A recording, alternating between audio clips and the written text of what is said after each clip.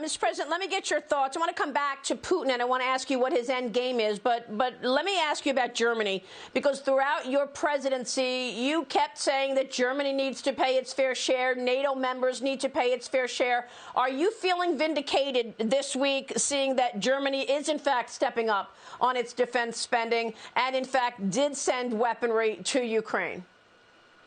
Well, I am feeling somewhat vindicated, but they're not doing enough because they never do. You know, they're very good negotiators. They said, let the United States do it. Let the United States pay most of the NATO money.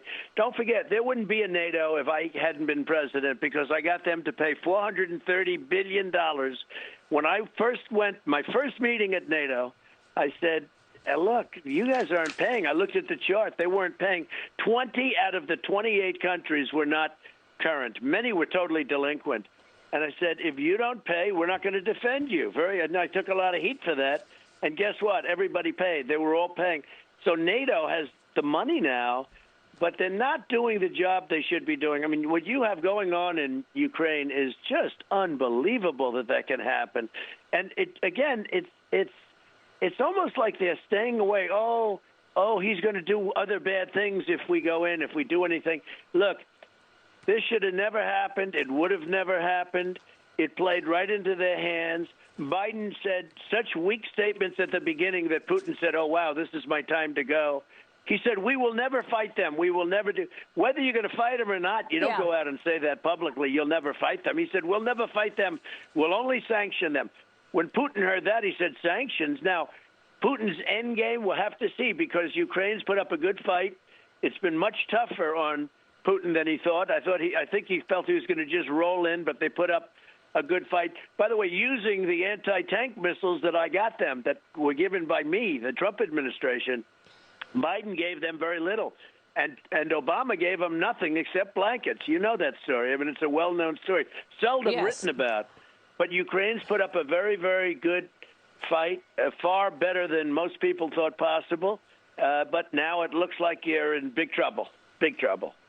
Well, President Zelensky is being hailed as the modern Winston Churchill. I know you've met him. What does Zelensky need to do right now? And you say we've gone wrong in Ukraine. What is the most important move that this administration needs to be making to stop this fighting in Ukraine?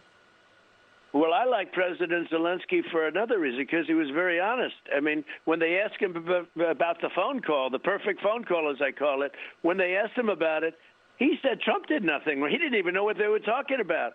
He could have lied and said, oh, well, I felt threatened or something like that. He never said that. He said on numerous occasions, what are they doing in the United States with that phone call? That was a perfect call. It was a call of congratulations because he just won the presidency.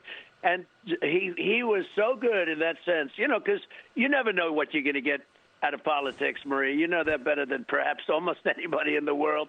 But Zelensky said, President Trump did nothing wrong, but they carried it on and they kept going. You know, the fakers with Nancy Pelosi and Shifty Schiff and all these characters. These are sick people, but they carried it on. But Zelensky was very brave in that, because he could have very easily made up a story that he felt threatened.